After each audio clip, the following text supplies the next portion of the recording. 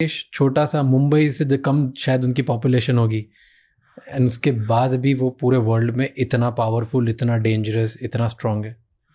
ये एक दिन का नहीं, ये शुरू से ये लोग आगे रहे थे। इनको स्पेन से जब निकाला गया या ब्रिटेन से निकाला, जैसे हम लोग कहते हैं कि यहूदियों को हिटलर ने मारा था, हिटलर ये भी बताना चाहिए कि क्यों मारा था। ये सब का देखिए हुआ क्या था, ईसाई जो थे ना वो ब्याज नहीं लेते थे, बैंक जब पैसे पे ब्याज नहीं लेते थे, और मुस्लिम भी ब्याज नहीं लेते थे, ये लोग लेते थे। तो जब ये बिजनेस में उतरते थे ना, तो ये क्या करते थे, सारे बिजनेसमैन को अपना ब्याज देते रहते थे, पैसे में ब्याज देते थे। तो धीरे धीरे ये रिच हो गए, और रिच होने के बाद ये डायरेक्ट बिजनेस में नहीं आते हैं, ये इनडायरेक्टली दूसरे बिजनेस में इन्वेस्ट करते हैं। इन लोग कभी बिजनेसमैन में नहीं है, ये इन्वेस्ट करेंगे। जब इन्वेस्ट करेंगे तो ये कंट्रोल फ्रंट एंड पे कर देते हैं, दिखेगा कि ये कंट्रोल नहीं कर रहे। तो ये लोग क्या करते हैं ना कि हर चीज के किसी भी बैंक में ये पीछे से होते हैं।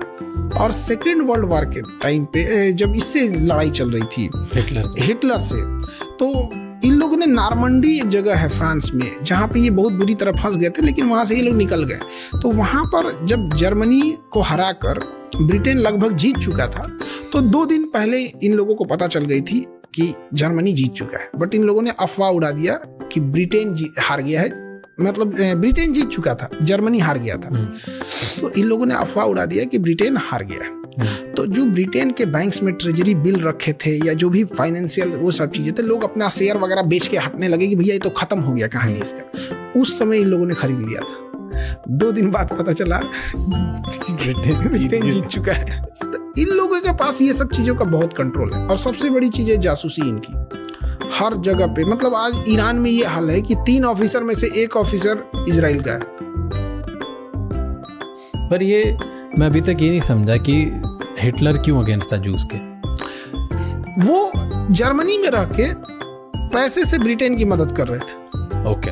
तो कहा कि भाई तुम जर्मनी में रह के पैसे से उसकी की मदद कर रहा है, तो इनको भगाना था। और फिर वहां से उनको भगाया, ठीक है। फिर क्यों ये पूरी दुनिया इनसे लड़ती क्यों रहती है? मिडिल ईस्ट इनसे परेशान है, उसके आसपास के देश उसको मानते भी नहीं है, पता नहीं कितने देश कुछ ना कुछ बोलते रहते हैं। ऐसा क्यों है?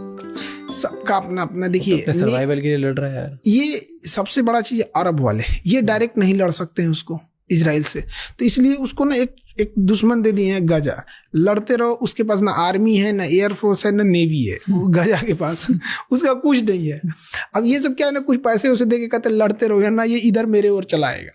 और इजराइल जब ग्रेटर इजराइल बनेगा तो आधा सऊदी अरब भी ले जाएगा। आपको पता है सीरिया की राजधानी दमिश्क से 13 किलोमीटर दूर इजराइल खड़ा है, बस 30। अब सीरिया की सबसे बड़ी बिल्डिंग पे खड़े होंगे ना, उसकी कैपिटल में, तो आपको इजराइल दिखेगा, वहां तक आ गया है।